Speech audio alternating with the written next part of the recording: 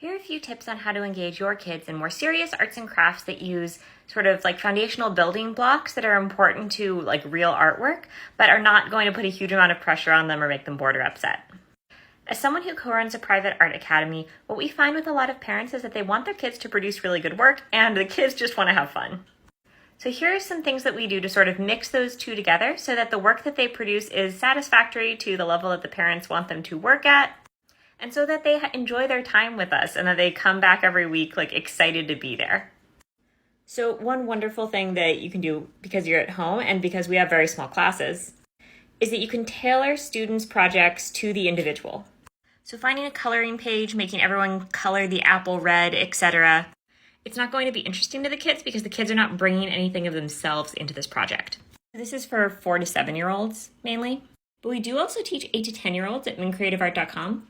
And I find that like even though the artwork level increases, maybe the amount of technical like jargon that you're sort of telling them with art stuff increases a little bit, like the bulk of what we're doing is basically the same. So the main thing that we do, and that one of our instructors, Mr. K, does a really wonderful job of, is you pick one really simple art concept that you want the kids to get across, and as long as they execute something related to that art concept, you want them to be as free and imaginative as possible. So a lot of really great ways to do this is, first of all, base the lesson or the theme of the lesson on something that you know the kid is interested in, and then ask lots of questions. So for example, with this piece, if they just draw 2 animals, ask them some questions.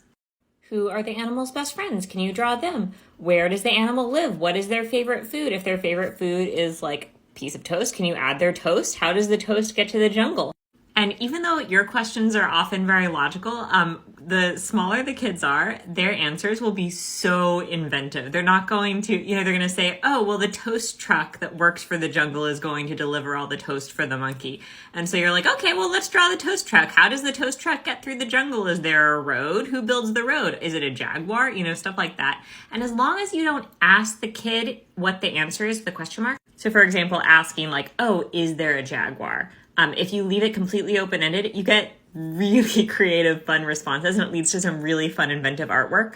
And oftentimes in the professional world, creativity is the most important thing that you can get from a kid, because your ideas are going to be what sets you apart in a creative field. Because everybody, if they put in the time and effort, will be able to render or produce an artwork to a certain level. And developing your imagination like that from a young age with a few basic concepts is much more important than just copying something verbatim. If you're looking for suggestions on basic concepts to guide art lessons, some suggestions are analogous colors, so like yellow and green, warm versus cool colors, or strong geometric shapes.